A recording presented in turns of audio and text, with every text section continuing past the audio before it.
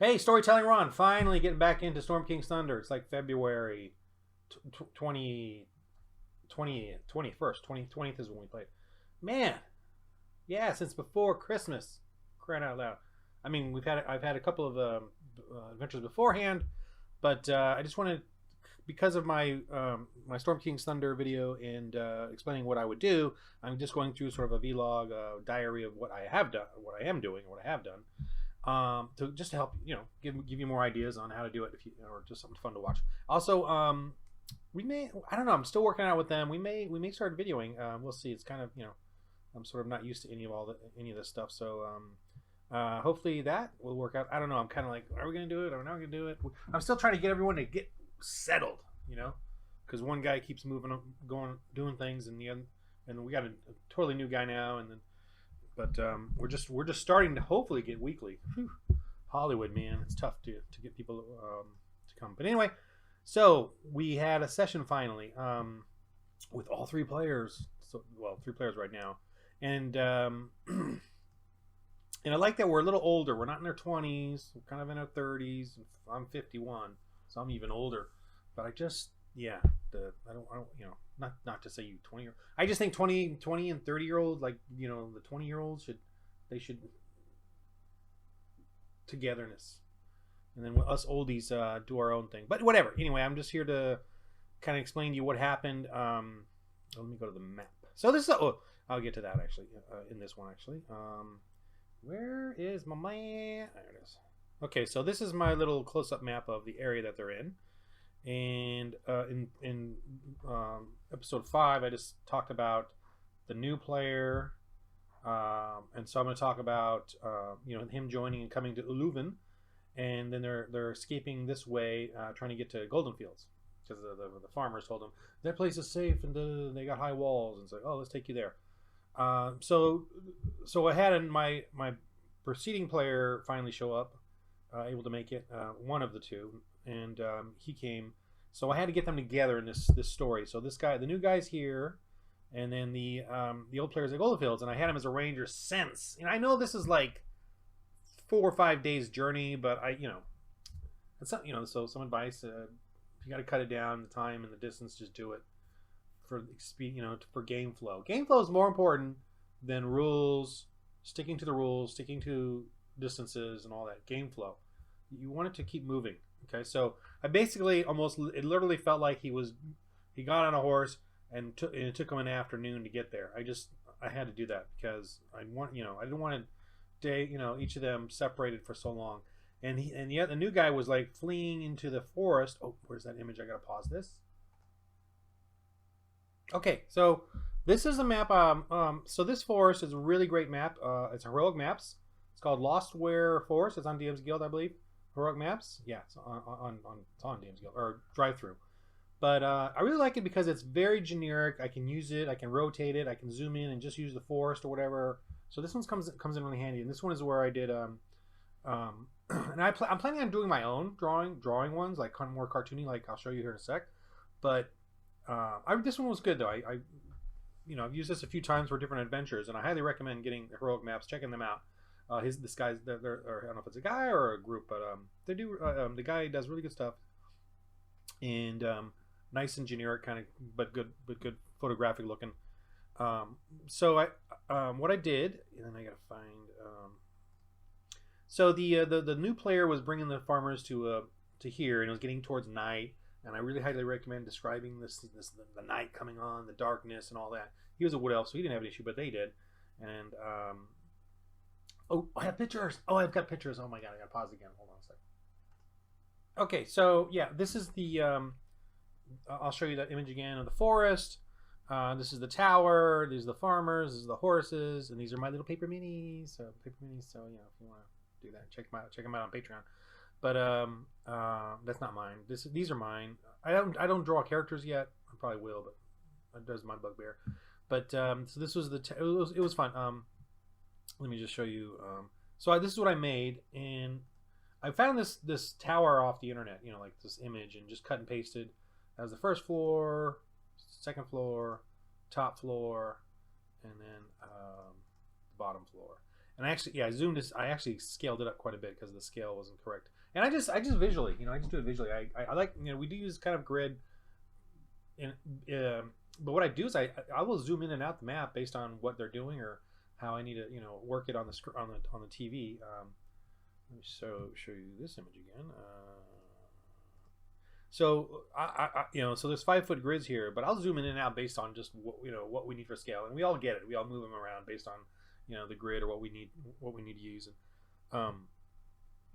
So in the storyline, basically, so the new guy was taking them to the tower, and I had the previous player with the higher level ranger. He's racing along, and he got to see the hill giants that were leaving with the leading up into where Grudhaug is up there, but leading off the path with their pulling the wagons full of dead stock and all that, and the giants were pulling the wagons, and the goblins and bugbears. So he didn't mess with them; he let them go, but he went and helped the other guy. So it was cool. He comes at I made him sort of a cavalry thing where he comes at the last minute here and helps him as he's protecting them and trying to fight off the goblins and the bugbears that are sneaking around. There's 1 bugbear and 3 goblins because he was first level and he was only second or third, and so he came in at night. A little difficult to do a couple little difficult things about his the vision and night and shade and all that, but it was fun. So that was that thing, and they had a good fight. Oh, and what I did was, damn, I didn't take pictures of this stuff, and it's kind of what's wrong with me. I drew some rats, and so they had a little deal with a couple of giant rats coming up on them from the water down below, and then they, man, I gotta take pictures, but they went up, and they went up to the spider. There's a couple of large spiders and 1 giant spider up here, and that was fun. And they were trying to climb up, and I made it tricky for them to climb and slip and all that. And I mean, I made one of the priests a healer just because they needed some healing, but he's like a first level old guy healer, and this guy, and then he was kind of comedic as well, and healing them and running away and being scared and all that. And they were kind of amusing, and but also like, we're saving these people, so there's that kind of fun and joy in it. And these ones I found off the internet. I acquired little miniatures that I just grabbed and made little minis. So that was fun. That was that. And then the next adventure, so I'm including 2 in here, is when the new player, or the original player, the filmmaker guy, finally returned, and so we had an adventure with him. And let me get back to, so they went to so the others obviously got back to Goldenfields. That was the end of that adventure, and that was pretty fun and humorous. Oh, and what was cool is the new guy is playing like a feral wood elf ranger, and so they got like a goblet. One of the treasures they got was like a silver goblet or whatever, and they were going along in Goldenfields, and they met one of the young Trent, and it was pretty funny. He I don't have a whatever. Okay, so he met the Trent, and this Trent is the young one, Liferlas. So I have the grove with the 3 Trents. I have him in there, and I moved Turling from one of the side quests. I just said, I want to, again, I want to focus everything on the giants and not on all these side quests. And I'll give you an example of where I realized, I don't want to do that side quest thing, because it could lead them off, and then if you lead them off, you lose the momentum of the story. And I don't mind little thing of dungeons that they encounter, like little attic-y cellar type things, but I don't want them to go off in a whole new conspiracy thing. Even though there are some underlying conspiracies in the story, I don't want them to follow those, because you just lose your train of thought and your goals if you do that, and it doesn't become a giant thing anymore. And we're all in on the giant theme here, so I want to stick with that. But so it was funny was they were coming along in this little area over here, and they met the young one, the young giant Trent, and they're like, they knew he likes little things, little trinkets or whatever, or that was brought up, and then the new guy's like, oh, let's give him the goblet, and then the original the other ranger, he's like, it's just so funny, his reaction immediately, he didn't want to give it up, because he wants the treasure, but the guy here, because he's playing like a goofy, kind of autistic, kind of like wood elf. Not autistic, but you know what I mean, just goofy, feral, not social, whatever. But he gives him the goblet, and the other ranger's like, oh man, but okay, fine, yeah, here's it. And then the Liverless gave them he's like, ooh, no, it kind of walks off, but then he comes back and he gives them an acorn, and they don't know what it is, and like, whatever. And so they went though to talk to the priest, and they met the grandfather Trent, the big Trent, and that was kind of fun. But he was and they were talking to the priest who kind of runs the place, which is this guy Deverick the priest, and he's kind of funny, but and he's he but they said, oh, that acorn you can grow an awakened tree. So the so the ranger's like, oh, what? Oh, okay, well, and we've got to give that tree some more gifts, But yeah, so that's like that's a tough little guy fighter that you're gonna have on your side. So that's cool. He's got to grow it. It takes only a day. It's magical. And I was gonna give him more info, but he failed to roll. But if he grew it like in Golden Fields and Air, it'd be a tougher tree. But if he grows it out there, it'll be not as tough. But that's so whatever. I'm not gonna tell him that. And he doesn't know. I haven't told him I have a YouTube channel, which I should because but because I'm saying all this stuff. So so that was fun. That was the end of that one. And then so the new adventure with finally the warlock tiefling returns. And I didn't know how to include her back into the story. I just whatever. You were hiding out in the tavern, or she does have a backstory where a demon is given. How the warlocks have a patron, and hers is an unknown entity. And I've made it Slarkathos, whatever his name is, Slarkathos, the originator of this whole plot. And so he better not be listening to this, or I'm not. That's why I don't want him to know this story. And he is. I'm gonna actually. And as well, under the stone giant one, here's Slarkrethel. He's going to be actually the Steinfang. So she's worshiping some stone over here and gets messages. And there's going to be like a little play of you can get a question and answer thing, Q&A thing through the stone. But you got to wait so many nights. But I'm going to make it game flow. I'm going to make it pretty immediate, but limited. But so in the book, it describes it being some unknown, some other entity, and I'm like, I want to, keep this a little tighter, and it's going to be Slarkrethel that's going to be answering things, and so his answers are going to be more focused on and narrowing in on, well, obviously the giant plot, but maybe give clues to the warlock that's her patron, and of course, Slarkrethel can kill her just like he can kill the Grand Dame dude. The dude that runs the Grand Dame, where's that at? It's here. Dryland. So he has the same power over her to crush her heart. So she's got to discover that, or the character, the character. That's So I'm still trying to figure out how I'm gonna implement that knowledge awareness. Is it going to be through some priest or witch telling her in one of the cities, like she pays him for an augury type of thing or whatever, or one of the I don't know yet. I still don't even. I still have to work that out. And I'm letting it play out a little bit. What else? So, what was I talking about? Yeah. So, yeah, she returns. Now, she went up a level, which she forgot to do before. So then I realized she's going to get a pet. She's doing the pet one, the chain one. So she's so I said, oh, okay, it was kind of funny, but I turned, got the Quasit, right? The Quasit little demon thing, but I turned it into a little Cthulhu-y, little tentacles, little creepier, kind of creature. And I jokingly, she gave birth to it. That's why she wasn't in the last couple of adventures. That was kind of funny, but I don't think she gave birth to it. But if we want this to be more Game of Thrones, that could be it. But she's got this little Quasit now, so there's that. Then they went. So they went around trying to figure out what to do, how to, they know the giants, they know that's the plot, but where do they go? What do they do? So he's talking to the priest. Priest is looking, I don't know. And, it was a lot of back and forth and stuff. It was, kind of humorous. And they realize that they go to the docks, because there is the docks, and the Grand Dame is still there. See, so this is going to be tied. I'm tying this thing full circle, The Grand Dame is out there on the dock, and it's a very kind of a plain dock, and there's the boatswain or the dockmaster is very annoyed. Like I said in previous adventures, no ships are coming up because of the scare of the hill giants, and the Grand Dame is still there, which is why. And they're like, why hasn't the Grand Dame been attacked? They're kind of confused. Why isn't they're kind of curious about that? And that's because Slarkrethel runs the Grand Dame, or owns Dryland, who runs it. So the giants are not going to attack it. They're being kind of repelled by it or whatever. And also, I introduced the Golden Goose wooden coin. I had Orin, the drunken halfling in the tavern. I want to go gamble there. I got one of the coins. I got one of their goose coins. Or whatever. And I did it probably a little too subtly. I said it, and they just didn't acknowledge it. But we'll see. They may remember it. They may not.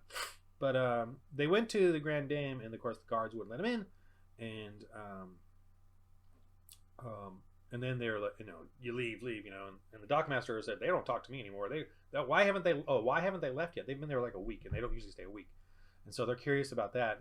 And the reason, well, we'll find out here in a minute. But so then Pao Ming came out. I made her kind of funny. I made her like, hey, what you doing? What you do? You think you're a hero? You go. Oh yeah, we haven't left yet. Maybe you go up the river and see what's up there. So she's kind of like being all. It was kind of funny, and she was being that way. What you doing? I have a Korean mom, so I know exactly what this is all about. So, okay, maybe she's Chinese-ish. Oh, this is fantasy. It's Asian-y, so whatever. Oriental. Yeah. Anyway, so I made her pretty kind of humorous. So I love this because when they later on, obviously you DMs know that when they discover the wood coin given to them by the Storm King's princess, and then that's their clue. They're gonna see this coin with the goose on it. I don't want again in the story they have to go search around for this. Where to find this, where this is at. And to me, that's like ridiculous. They're way up there, or I don't know where they are in the ocean. They got to come back to Faerun. And to me, that's like, it's once you get to that point in the story, it's got to go, once they get that coin from her, they're going to know that the Grand Dame is it. I mean, they better know. And if they don't, have them roll an insight or some sort of memory thing to get to, didn't we see that, somewhere? That kind of thing. So it's full circle kind of thing, and they're going to meet Pao Ming again. So that's what you want to do. You want to when you start one of these campaigns, you look for the ending, the finale stuff, right? And then you figure out a way to introduce it early on in a bland, normal, day thing. That's the way you bring stuff full circle, and it makes it so exciting, for them, the revelation. So do that. Yes, if you can hear that circle saw, of course they're doing it while I'm doing this. So what happens in the story then? Now Pao Ming tells them, "You go downriver because this is downriver or upriver rather." Yeah, the map. Let me. I'm probably should reverse this. This is north actually, but I did it this way for some reason. But there. So let me zoom in a little bit. So the story, or back here, my little secret story. They're at Golden Fields. The Giants are creating a crossway bridge right here, and the Pao Ming and the Grand Dame can't go back up to Yartur because they blocked it off, and they know that. So, and they know that, and they're waiting for it for either the secret thing here is Dryland and Pao Ming are just waiting for the Giants to do their thing, and then they'll go. Then they'll leave once the bridgeway is destroyed. They're gonna make them destroy it, but they already made it, and they're pissed off, but they're just gonna wait it out. That's what their backstory is. But anyway, so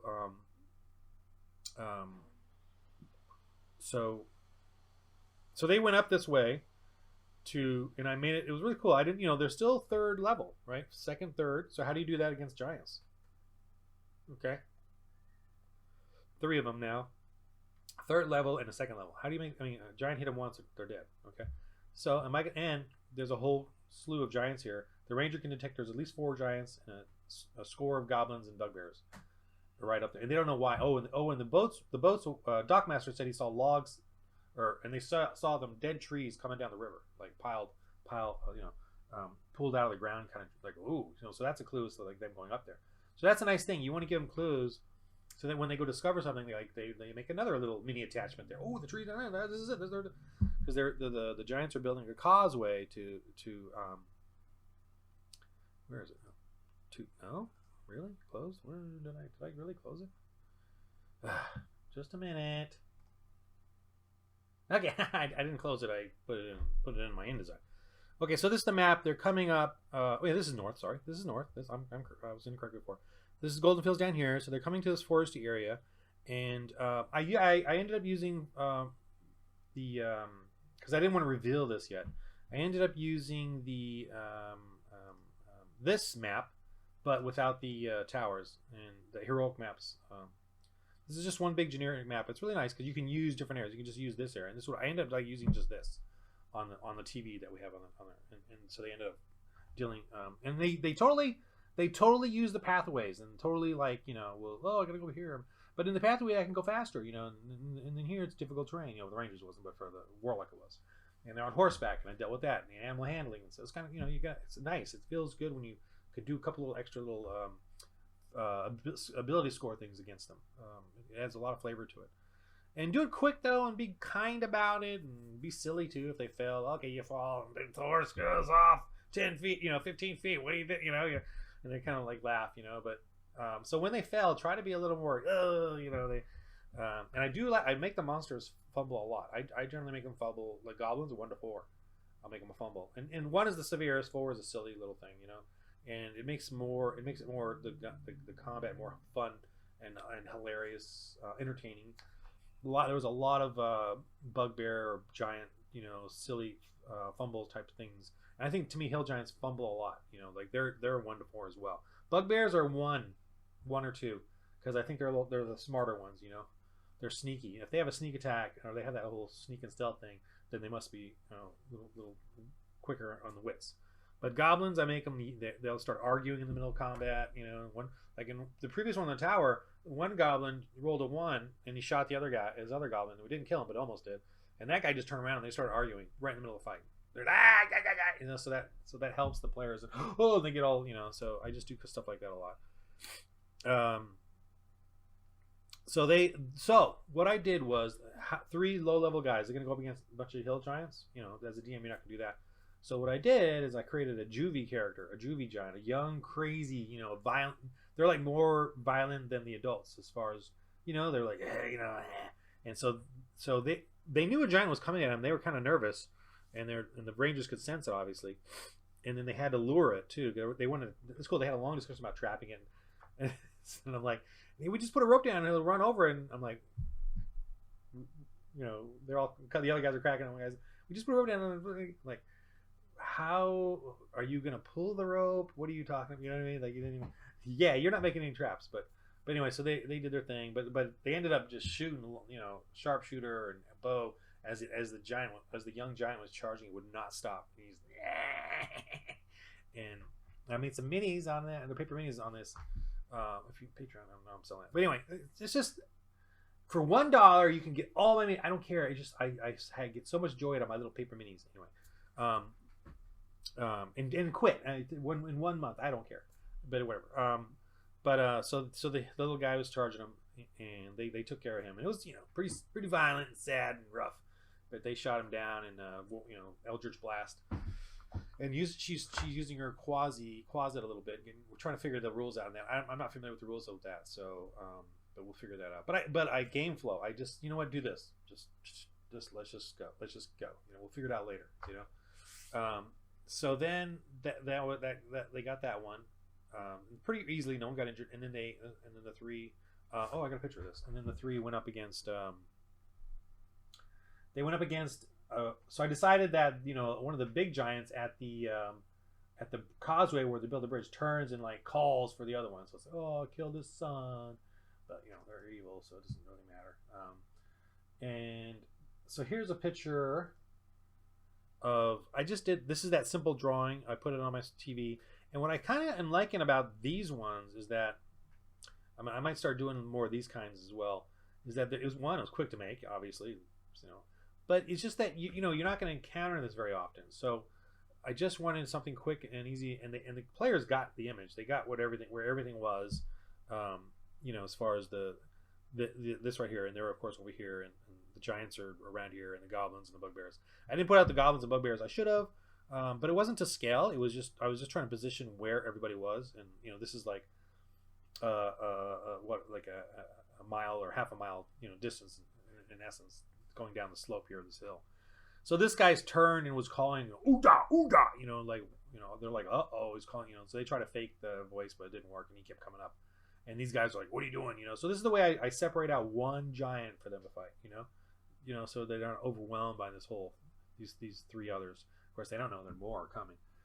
because what they're doing is they're laying down the causeway so that they can bring over the wagons and the bugbears and the goblins and do a full attack. Now they could carry them over, but in my which I could have done, but I wanted to be a little more dramatic, and I want a little more these sort of steps of process, and I wanted and that to me, like, I think the hill giants are just liking the wagons. They're liking pulling it instead of carrying everything, and it just adds a little more kind of like baby steps to the build up. It adds more of a build up than the giants just carrying all the goblins over and coming over and then they're going to attack. I wanted to build up to it, so that's why they're making a causeway because they want to pull the wagons and not have to carry everything, and they assume that they're going to get a lot anyway because they're really excited about attacking Goldenfields, and there's a secret way they're going to attack Goldenfields is going to be, I think, pretty cool. And yeah, it's not genius, but it's like in the sense for hill giants and the Gru and all that. But to me, it's like it's kind of neat because it feels like something they would think of, in a crude way. I guess I'll just tell you now because you're not my players. They're gonna bring over. They got some pet bullets, the diggers. They got small ones, and they're gonna throw some trees over by the wall, by one of the towers where they're getting shot at and all that, and throwing rocks up at it. And they're gonna throw trees down, and people are not gonna know why. The soldiers, and hopefully the characters are like, why did they throw trees down? It didn't do anything. Well, maybe they're gonna burn. It's gonna mysterious. Maybe they're gonna burn. Well, they haven't burned. But what it is, they're hiding that there's some goblins on there, like master goblins with some pet bullets. They're digging underneath and gonna do the whole demolition. I forgot what the word is. It's not sabotage, saboteur, demolition. It's some where the undermining thing, and it topples something. I forgot what that's called. Whatever. I'll find the word, but you know what I'm talking about. But they're gonna do that sapping. Maybe is that what it is? Sapping. But they're doing that with a bullet. So that's gonna be another adventure where hopefully they'll figure it out. I'll get them to figure it out some way. Maybe the scout, the Quasit, will fly down and see them digging under, and they realize they got to come underneath the other way and attack. There's gonna be a little goblin, bugbear, bullet fight with the characters on the other side. Might have like a little shaman, goblin shaman that controls the bullet. That probably like a druid thing. That I probably do that because I want to get a little spellcaster in there. So that's going to be kind of cool. But I really want there to be an attack that the giants do get through somehow. Maybe there's two of them, and another tower gets blasted, and they got to go fight. Might do that. I'll see how it feels. What the feel of it is like as they go. But I definitely want there to be, they don't win, but they're going to definitely come in and cause some damage and freak everybody out. So, but this was fun. They were able to fight the Juvie and then the hill giant. And then they ran away because obviously the rest were starting to come up and form up their goblin. All right, we got to get out of here. So they went back to Goldenfields. At that point, the siege is on. That was fun. They ran in. It was hilarious because one of the horses died. The giant was able to throw a rocket and kill one of the horses. But they did get back to Goldenfields and ran through. It was funny. The farmer that gave him the horses, like, where's my horse? And the ranger's like, don't worry. We will compensate you, because he's passing them by, because they're trying to get to the priest and the captain and warn them. And of course, the priest is like, they can't attack us here. Look at our walls. No one would do that. So it's fun little frustration for them. So that was it. That was great. It was a great night. They all had a lot of fun. The combat did not get grindy. It was fun. The way that giant died, they just kept shooting it and got one in the eye. Did a 20. Double damage with all kinds of doubles because of the sharpshooter. I doubled all the hit dice that he had, even the bonus hit dice. I doubled those just because I might as well go for it. But I didn't double like the +10 sharpshooter or his agility. But if whatever hit die that he gets to get doubled, because I feel like just the main hit die getting doubled it's fine. But when you roll a 20. And you have some extra stuff. It just really makes it more epic because when he threw down all those dice and took, pretty much killed the giant. That was just so much fun for everybody. So I allow them to double all the different hit die factors if they have any. He did Hunter's Mark, and he had the Colossal Slayer thing or whatever. It was fun. But yeah, definitely it was a good night. It was a good night, and I think we're gonna keep going, and hopefully it becomes more of a regular thing for these guys. Hopefully we'll get one or two more players that are local and a little more on the mature side, just because we're kind of a little more mellowy, whatever.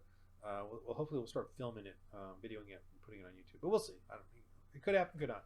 But anyway, that's my take on that. Oh, I think I mentioned the Grandane, yeah, and the story about that. Okay, I did that. That info, it's always there for me to access. Access, yeah. There's my little pet bullet I'll be having introduced soon. There's my little fumble thing I got to remember to do, because I really do want them to have fumbles.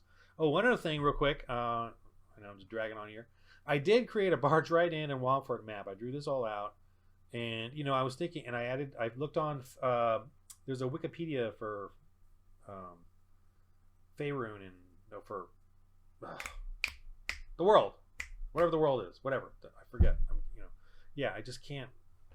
But anyway, I got the names of these off of there, a little bit of their, what's going on, and of course I did. Eric is the vampire, but I don't want like a Lord Vampire. I did like a kind of a vampire spawn with a little extra bat form, since he's a bat. Just give him a little more, but he's more of a vampire spawn. I didn't want to be too high level, if they were going to go up here, and in the map it's mentioned, that there's Wamford and Barge Ride In, and the giants haven't attacked it, so they're like, ooh, why is there must be some corruption there, that they're the giants are going to attack. I wonder why. So I'm a little worried about that, right? Because I don't want them to go there now that I've done this, and I got the little info on the different groups and what they're doing, and I even wanted to include more of the Kraken Society, for the plot line.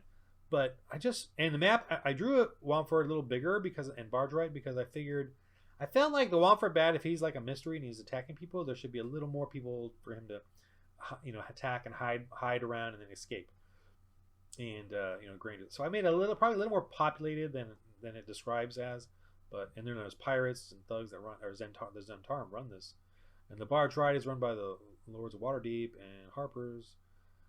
It's probably a little more populated than it ought to be, but whatever. But I'm actually not going to do this. I'm actually going to keep them out of here, because I don't want them to go off on story that far. That would take 2 or 3 nights, and there'd be no giants really if I did all these little character things. It would lessen the giant thing. I want them to go to the giants here, come back to Golden Fields, and then all of a sudden Loudwater, which is over here, is going to beg them to come to help them because of the stone giants over here.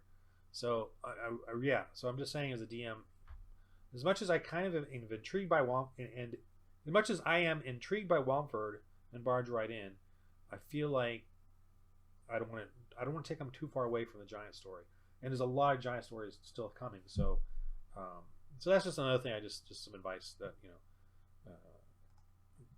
that, yeah. Anyway, that's my video log vlog, whatever, for episode 6 for Storm King's Thunder. Hope you enjoyed, or is helpful. Gives you some advice and stuff like that, and how to do it. And that's it. Thanks for watching. And yeah, man, it's exhausting.